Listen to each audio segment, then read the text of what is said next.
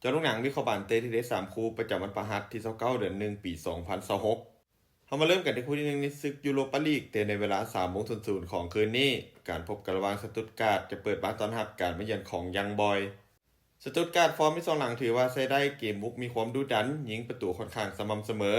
การเล่นในบ้านของพวกเขาได้เปรียบอย่างชัดเจนจากจังหวะการเข้าทำที่มีความไวและทางริมเส้นที่มีความอันตรายส่วนยังบอยทีมเยือนฟอร์มแผ่วลงอย่างชัดเจนโดยบ่สามารถเก็บชัยชนะได้เลยและแพ้ติดต่อกันมาแล้ว5เกมหลังสุดในทุกรายการเกมรับของทีมมีปัญหาเสียประตูค่อนข้างง่ายโดยเฉพาะเวลาที่ลิ้นนอกบ้าน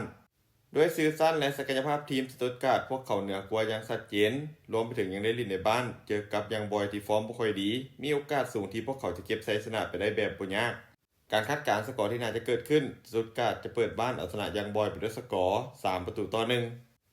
มันตอนที่2เตะในเวลา3:00นของคืนนี้การพบกันระหว่างแอตตันวิลล่าจะเปิดบ้านต้อนรับการมาเยือนของเซาท์บวกแอตตันวิลล่าเจ้าบ้านฟอร์มไม่ทรงหลังกำลังดีโดยมีชนะหลายกว่าแพ้เกมในบ้านของพวกเขาลิ้นได้อย่างแข็งแกร่งลิ้นเป็นระบบมีความแน่นอนจุดเด่นของทีมคือการเพรสซิ่งในแดนกลางและการเข้าทำที่มีความหลากหลายส่วนเซาท์บวกฟอร์มโดยรวมถือว่ายังบ่เคยคงเส้นคงวาเกมรับมีลุ้นให้เห็นในหลายครั้งเวลาที่ออกมาลิ้นนอกบ้านเจอทีมจากลีกใหญ่มักจะเป็นห้องในเรื่องประสบการณ์ด้วยศักยภาพทีมและมาตรฐานลีกวิลล่าพวกเขายังคงเหนือกว่ารวมไปถึงยังได้ลิ้นในบ้านมีบรรยากาศที่กดดันผู้มาเยือนได้ดีเซาท์บวกน่าจะเน้นความหัดกุมรอจากว่าการเล่นเกมสวนกลับแต่โอกาสที่จะถูกเจาะนั้นมีค่อนข้างสูงการคาดการณ์สกอร์ที่น่าจะเกิดขึ้นแอตตันวิลล่าจะเปิดบ้านเอาชนะเซาท์บวกไปด้วยสกอร์2-0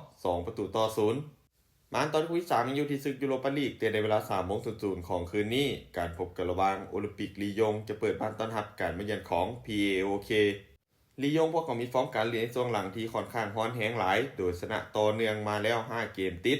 เกมบุกยิงประตูได้ค่อนข้างสม่ำเสมอการเข้าทำมีความหลากหลายการเล่นในบ้านของพวกเขาถือว่ามีความมั่นใจเกมบุกมีความดุดันน่าจะเปิดเกมบุกใส่ตั้งแต่นาทีแรก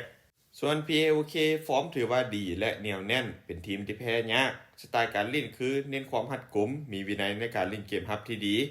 จุดอ่อนของทีมคือเวลาพบกับทีมที่เล่นเกมบุกจัดจ้านอาจจะต้านบ่อยู่ภายใน90นาที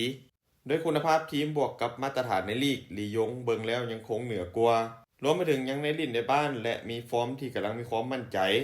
ส่วน PAOK ทีมเยือนน่าจะเน้นตั้งรับลึกหวังรอจังหวะการเล่นเกมสวนกลับแต่โอกาสที่จะถูกเจาะนั่นก็ค่อนข้างมีสูงการคาดการณ์สกอร์ที่น่าจะเกิดขึ้นโอลิมปิกลียงจะเปิดบ้านเอาชนะ PAOK ไปด้วยสกอร์2-0สุดท้ายนี้ถ้าคนสนใจแนวทางดีๆแบบนี้อย่าลืมกดไลค์กดแชร์ออกไปเพื่อเป็นแนวทางเพิ่มเติมและใครที่สนใจอยากลงทุนสามารถกดลิงก์ทางหน้าช่องได้เลยเด้อ